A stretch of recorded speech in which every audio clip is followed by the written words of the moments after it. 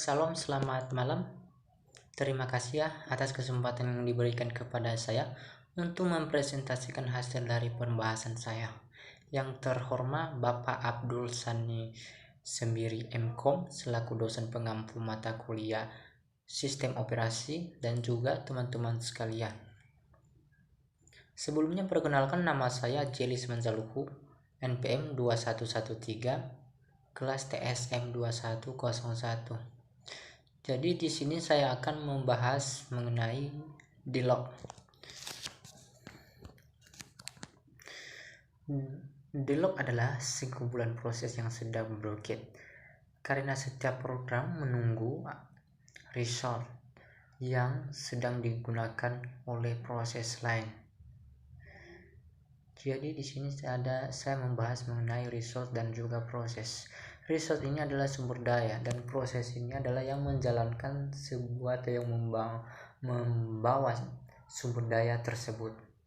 Jadi di sini saya mengambil contoh sebuah persimpangan jalan sesuai gambar yang sudah tertera, yang hanya terdapat satu jalur. Jadi mobil digambarkan sebagai proses dengan menggunakan sumber daya, sangat memungkinkan untuk terjadi starvation atau kondisi proses tak akan mendapatkan sumber daya. Ya, jelas memang tak akan mendapatkan sumber daya karena yang kita ketahui di situ kesalahannya dari jembatan tersebut dan juga si prosesnya mobil tersebut otomatis tidak bisa lewat pun satu sama lain. Itu kesalahan dari yang membuatnya atau kurang luasnya yang namanya jembatan tersebut. Jadi seperti begitu mengenai Delog. Lanjut. Nah, di sini ada resource allocation gram. Jadi di sini ada R1, R2 dan R3 dan juga R4. Jadi R di sini seperti yang saya bilang tadi, sumber daya 1, sumber daya 2 dan juga sumber daya 3 dan sumber daya 4. Jadi P1, P2 dan 3-nya si proses tersebut tadi. Jadi di sini R1 menyalurkan sumber daya ke si proses 2. Dan juga si proses 2 membawa sumber daya dari R1 di bawahnya lalu disalurkan ke R3. Jadi R3 juga menerima situ dan juga menyalurkan ke P1. Jadi karena sumber daya di sini terbatas karena cuma satu. Jadi beda dengan yang R2. Jadi R2 dia menampung 2 proses. Nah, di sini dia menampung 2 proses dan P3 kemungkinan tidak mendapatkan sumber daya atau tidak bisa mendapatkan sumber daya karena dia hanya mengharapkan dari R3. Jadi R2 di sini mendapatkan banyak sumber daya dan juga menyalurkan ke P1 atau proses yang pertama dan juga proses yang kedua. Dan contohnya ketika proses pertama ini meminta sumber daya dari R3 tersebut, otomatis tidak bisa karena jalan yang jalannya di sini cuma satu dan nggak bisa kemana-mana, kecuali kalau dia membuat siklus otomatis juga nggak bisa siklus atau jalan dari luar atau jalan yang yang tidak termasuk yang sudah ditentukan dari jalur si proses dan si proses tersebut. Jadi ketika dia minta sumber daya dari R3 atau proses 3, otomatis dia menunggu ya nggak ada karena sumber daya R3 ini sudah disalurkan atau sudah dibawa oleh proses P1 karena cuma satu, jadi tidak banyak, istilahnya terbatas. Beda yang di R2 kan memiliki 2 sumber daya, jadi bisa disalurkan ke P1. Nah, di sini ketika P3 mengambil sumber daya dari R3 dan menyalurkan ke R2. Jadi ketika si R2 ini mengeluh di R2 P1 dan P2 dibawa sumber dayanya dan diisi oleh P3. Jadi seperti begitu.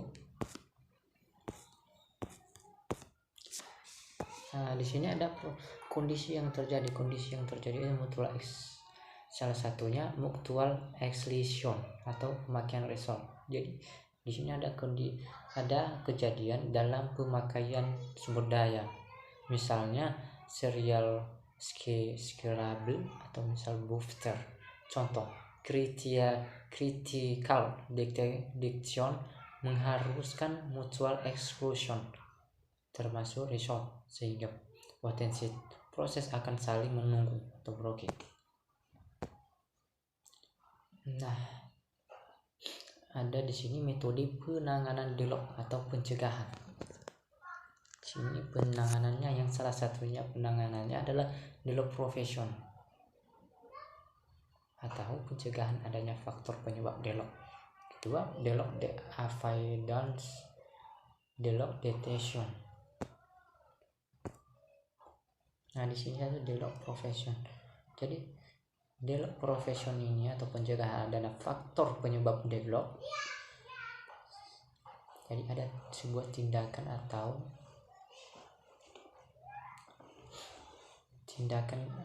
sebuah tindakan yang dilakukan, itu tindakan profesi ini ada beberapa poin. Yang pertama, batasi pemakaian resource. Jadi dibatasi pemakaian sumber daya. Jadi kedua, masalah sistem tidak efisien atau feasible.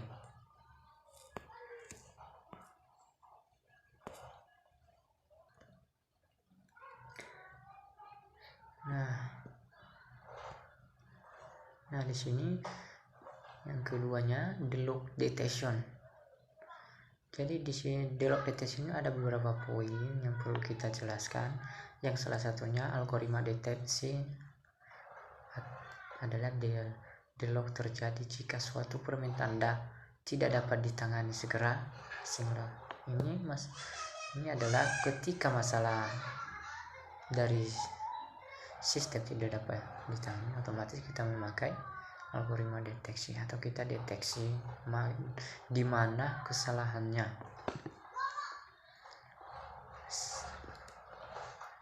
Dan di sini ada beberapa kriteria penyingkiran proses. Yang salah satunya, yang pertama, memiliki waktu proses atau yang telah berjalan kecil. Jumlah harus keluaran sedikit. Jumlah hasil keluaran sedikit.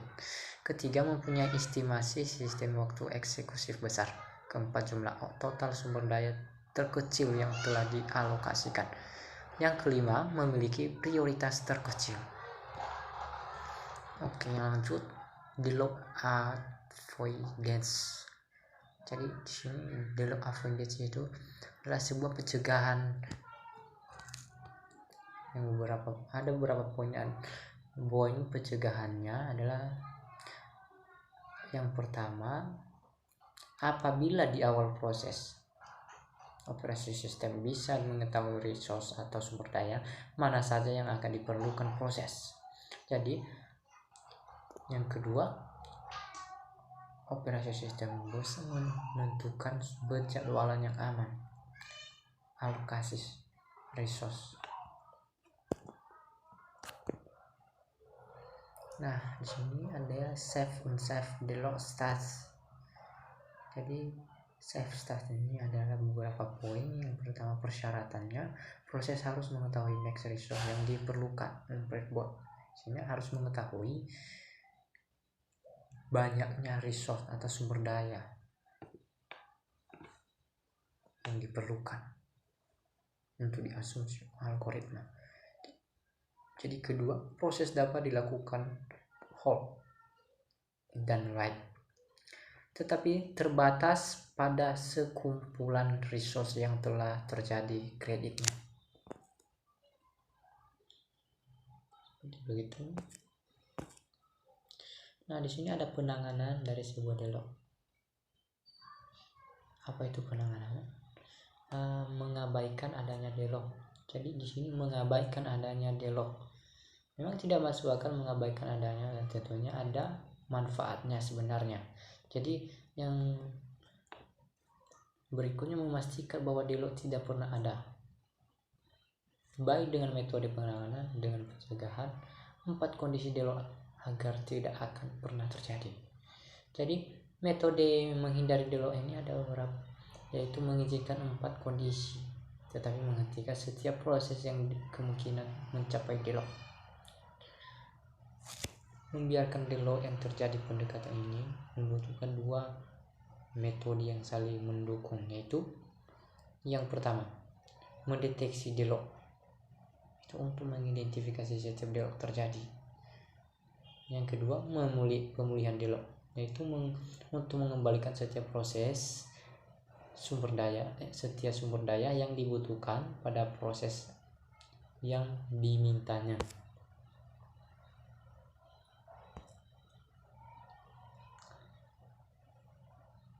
Jadi dalam pencegahan ini, metode yang merupakan metode yang paling sering digunakan.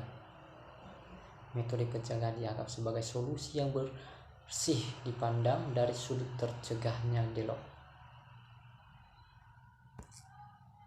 Di pencegahan delay ini ada beberapa masalah yang mungkin terjadi adalah, yang pertama, tidak semua dapat di-spot.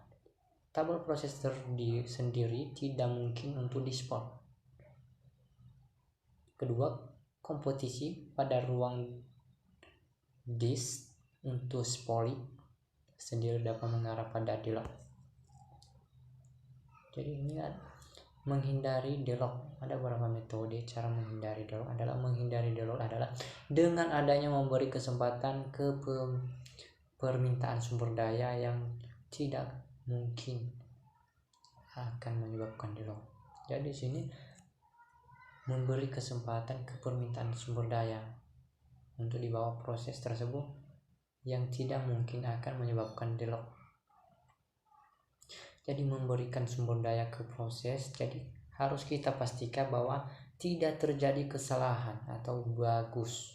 Istilahnya kalau barang bagus, barangnya terjamin juga kualitasnya, otomatis banyak yang menyukai.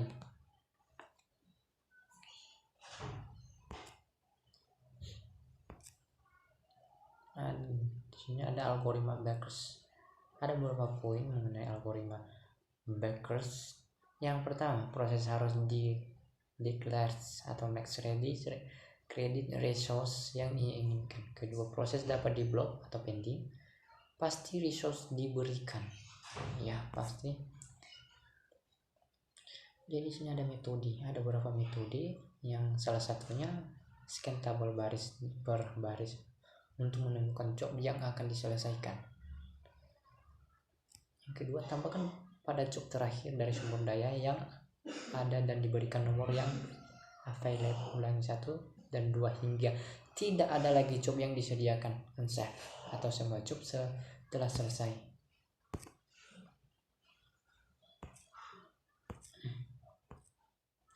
Nah, di sini ada cara mendeteksi delay.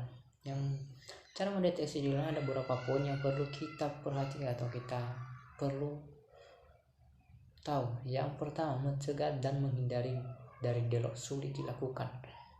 Salah satunya atau kurang efisien dan utilitas sistem.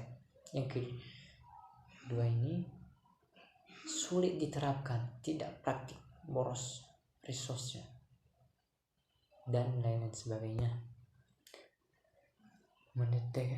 Jadi dalam proses mendeteksi ada mana yang dapat dipilih. Jadi ada mana saja, ada berapa proses yang harus dipilih. Yang salah satunya proses dengan prioritas, proses dengan waktu proses panjang, sumber daya proses yang telah digunakan, sumber daya proses yang lengkap, banyak proses yang dibutuhkan untuk ditunda, apakah proses tersebut iteratif dan batch. Nah, di sini saya mengambil contoh kasus yang menyerupai dari pengertian delay.